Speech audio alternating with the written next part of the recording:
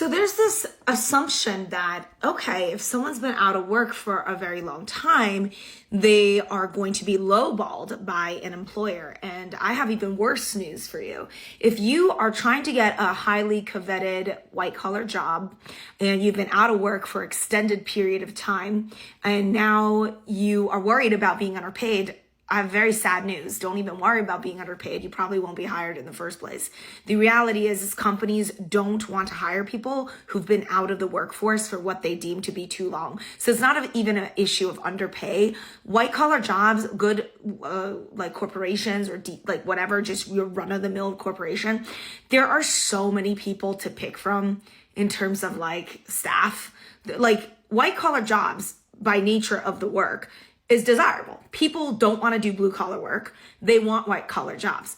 There's a lot of college graduates. A lot of people have been going that white collar way. So white collar has a humongous oversupply of talent, whether that's experienced talent, whether that's junior talent. I mean, up and down that street, there is a high volume of people to choose from. So all else being equal, I don't even need to underpay. I'm just going to pay a normal rate and get a fantastic worker because the supply of candidates outstrips the amount of jobs available. So not only will someone with a long extended leave of absence or a long extended gap in their career history find it extremely hard to get a job, they don't even have to worry about this issue of payment because they're just not going to be looked at favorably at all by the majority of corporations. So my suggestion to a lot of people, and unfortunately I'm a headhunter, I get people messaging me all the time. They're like, oh, I've been out of work for 2 years. I've been out of work for 4 years. Like, please help, please help, please help.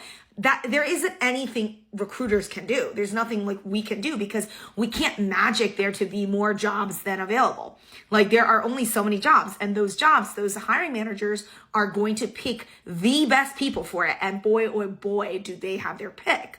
So the issue here is that if you mess up in your career, it does have a humongous consequence, and people don't like to hear it. People want this sort of like anything goes, don't worry about it. They want me to pander, and I just don't want to do it. Like, I just want to be honest with people. Like, if you have been out of work for 2 or 3 years, let's say you're an HR professional, a field that there's oversupply of talent, you're not going to get an HR job. Like, you're just not going to get one because there's too many of them, and there's not like enough jobs to go around, right? So like so this issue of like, won't companies underpay? No, they're just going to pay a normal rate and still get a phenomenal value for their dollar because the oversupply of talent in certain white collar jobs greatly outstrips the amount of jobs available.